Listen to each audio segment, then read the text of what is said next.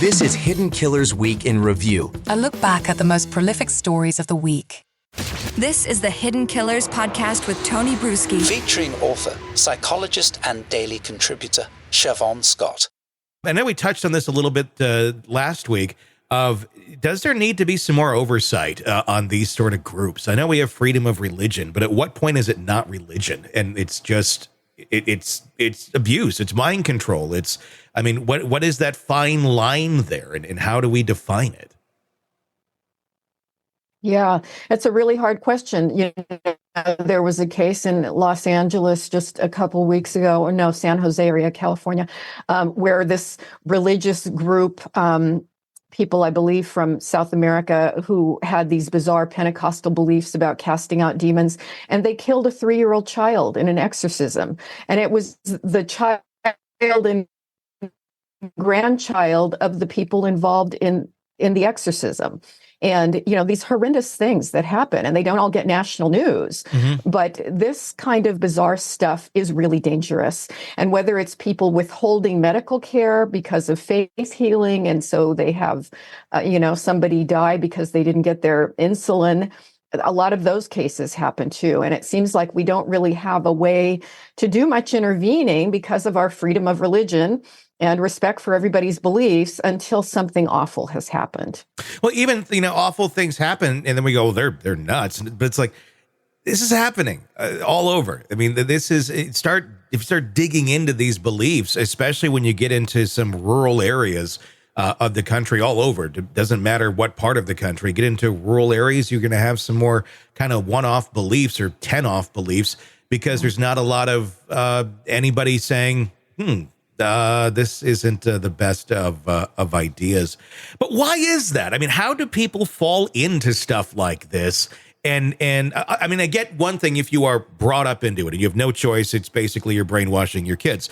That I can understand. But an individual just from the outside coming in going, this seems like a great group. I mean, there were several with the Daybells that were like, oh yeah, we're hearing this stuff too. We're feeling the demons and all that.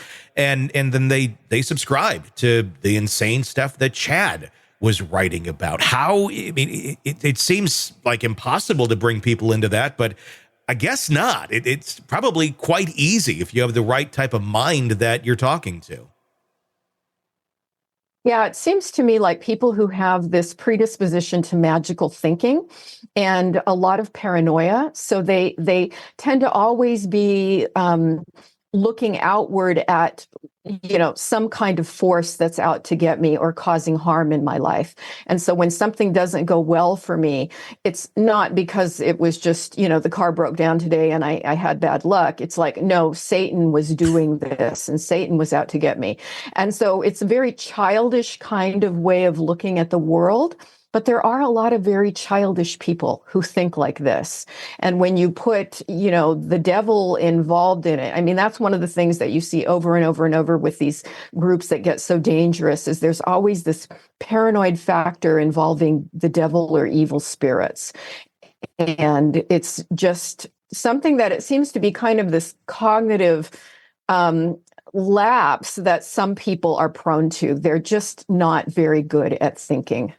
Is it a coping mechanism for some people where their brains just can't contemplate that maybe the world is just kind of a shitty place sometimes and there's bad people out there and just bad things happen sometimes, like your car breaking down in an inconvenient spot or time.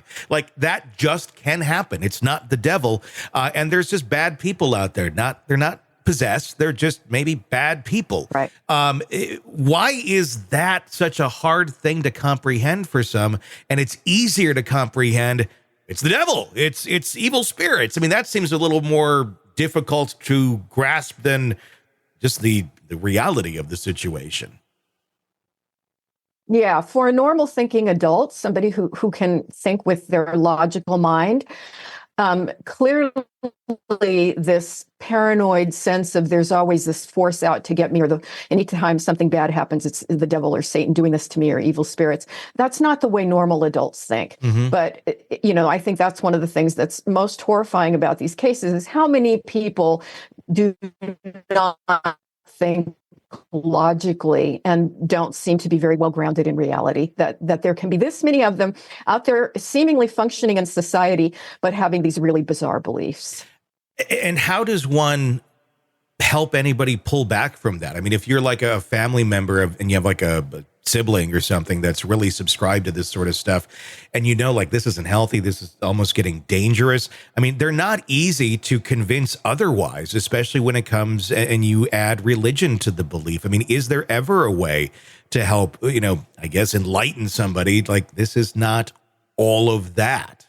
No, at times, I think if you can get people out of the group and maybe do more questioning and just trying to plug in their thinking brain more, you might be able to have some influence and get them to see that, okay, maybe there is another point of view here.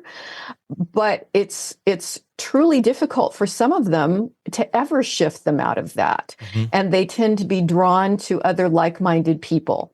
So, they congregate, they find each other at these religious meetings, and it's really hard to shift. Yeah. I can't say we have a lot of success with it. Especially when you have it being reinforced over and over by then your like-minded people. Then I'm not wrong because all these other people think this is right. And I mean, it's a weird way of surviving and living in a world where you're not necessarily being truly threatened by these things that they feel threatened by. Yeah.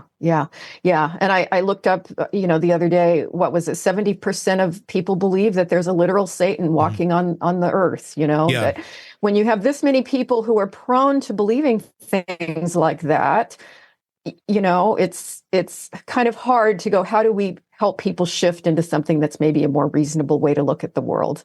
Eventually, there'll be more of these people. It feels like they're coming out of the woodwork, and we're seeing more and more. It's a scary thought. Sick of the ads? We are too. Start listening with no commercials now and get access to all of our episodes in advance of everyone else. Become a True Crime Today Premium Plus subscriber on Apple Podcasts. Search True Crime Today Premium Plus on Apple Podcasts or go to our podcast page and sign up now. True Crime Today Premium Plus. Sign up now.